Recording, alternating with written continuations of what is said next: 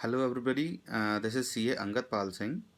I wish to express my opinion about the recent GST rate slash on restaurant service done by the government starting today, that is 15th November 2017.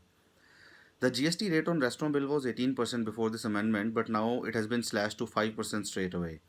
Government claimed that this would make eating out cheaper, and of course, a common man who is not having technical knowledge on the GST law would also think so and believe so. But here is the hard reality. There is an additional amendment attached to this rate slash.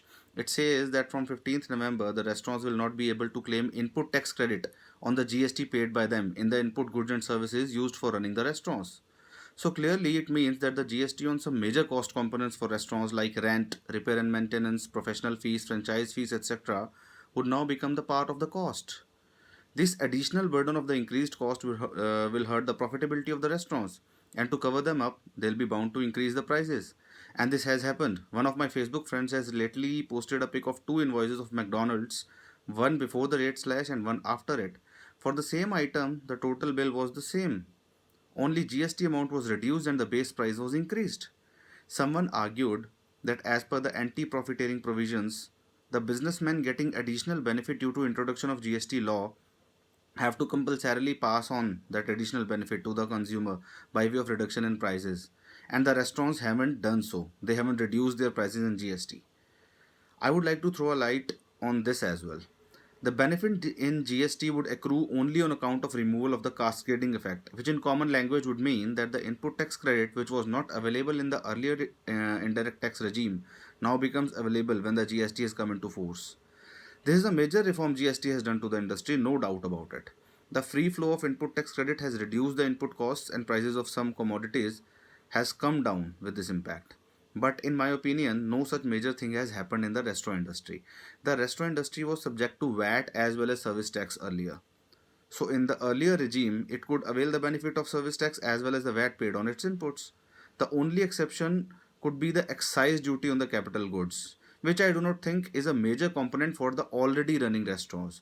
So as such, the free flow of input tax credit was already there with them, and as such, GST hasn't done any remarkable good to the restaurants in terms of cost reduction. So there's no point of passing it on to consumers. Although I have not actually analyzed whether or not the prices have been slashed by the restaurants. In fact, due to liquor being out of GST, the restaurants now do not have the option to cross claim the VAT credit between the food and the liquor. So, as such, no additional benefit in terms of cost reduction was availed by the restaurants with the introduction of the GST law.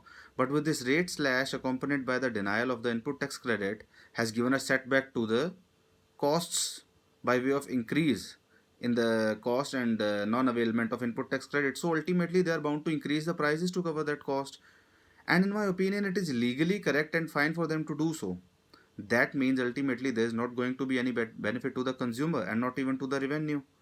In fact, this measure may induce restaurants to shift their buying to the unregistered persons, so long as the RCM under Section 9(4) remains suspended. So, in my opinion, the Honorable Finance Ministry should roll this back and let the original 18% rate prevail with ITC allowed. And of course, with the condition that if any restaurant has increased the prices due to this rate slash, should also roll them back. And again, this is all my personal opinion. Kindly get in touch with your consultant or the Ministry of Finance or the Central Board of Excise and Customs before taking any steps. Thank you. Thank you very much.